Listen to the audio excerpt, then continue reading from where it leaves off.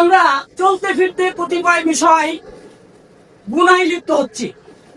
আপনাদের সম্মুখে এদিকে জানাতে যাচ্ছি যে চলতে ফিরতে, উঠতে বসতে, হাঁটতে, এমনকি গাড়ি ঘোড়ায় চলতে যে আমরা পাপ হয়ে যাই, আমাদের অজান্তে পাপ হয়ে যায়। এই পাপ সম্পর্কে আপনাদের ধারণা দিচ্ছি। তো শুরু থেকে আয়াত পাঠ করেছিলাম যে এই পাপটি এমন একটি পাপ যে পাপ করলে আল্লাহ সুবহানাহু ওয়া তাআলা ক্ষমা করে না। এই পাপ করলে আল্লাহ সুবহানাহু ওয়া তাআলা ক্ষমা করেন না যদি আল্লাহ না চান। তাহলে এই পাপটি কি জিনিস যে পাপ করলে আল্লাহ সুবহানাহু ওয়া তাআলা ক্ষমা করেন না? এমন দুনিয়াতে পাপ আছে যে পাপ আল্লাহ সুবহানাহু ওয়া তাআলা কাছে যদি যাওয়া যায় তো আল্লাহ সুবহানাহু ওয়া তাআলা ক্ষমা করে দেন। আর এমন একটি পাপ যে পাপ করলে আল্লাহ সুবহানাহু ওয়া তাআলা যদি ইচ্ছা না করেন যে ক্ষমা করবো তাহলে ক্ষমা হবে না। তো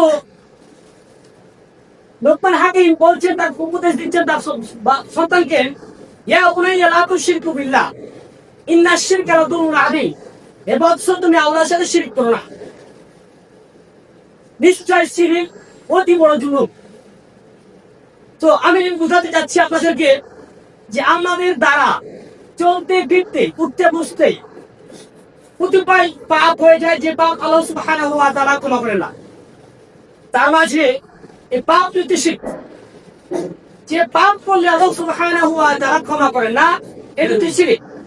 ইহা ব্যতীত দুনিয়াতে চুরি করেছেন, ডাকাতি করেছেন, পর্যায়ক্রমে মনে করেন জেনে লিপ্ত হয়ে গেছেন, আপনি আল্লাহর কাছে তওবা করেন, ফিরে আসেন, আল্লাহ সুবহানাহু ওয়া তাআলা আপনাকে ক্ষমা করে দিবেন। তবে ফিরে আসতেন কিভাবে? তাওবাতুন নাসুহা, এমন তওবা করতে হবে যেন আপনি আর পাপের দিকে না যান, পাপের দিকে ধাবিত না হন। কেন আল্লাহ সুবহানাহু ওয়া তাআলা তার পবিত্র কোরআনে বলছেন, ইন্নাহু মান ইউশরিক বিল্লাহি ফাকাদ হারামাল্লাহু আলাইহিল জান্নাহ। যে ব্যক্তি নিশ্চয় ইন্নাহু মান ইউশরিক বিল্লাহ, ব্যক্তি কি করবে? আল্লাহর সাথে শিরক করবে, হারামাল্লাহু আলাইহিল জান্নাহ, আল্লাহ তার জন্য কি জান্নাতকে হারাম করে দিবেন। ওয়া মাওয়াহুন নার ওয়া মা লিয-যালিমিন মিন আনসার। আল্লাহ সুবহানাহু ওয়া তাআলা বলছেন যে এর থাকার স্থান, এর যে আবাসস্থান হবে জাহান্নাম, এবং এর জন্য সাহায্যকারী আর কেউ নেই।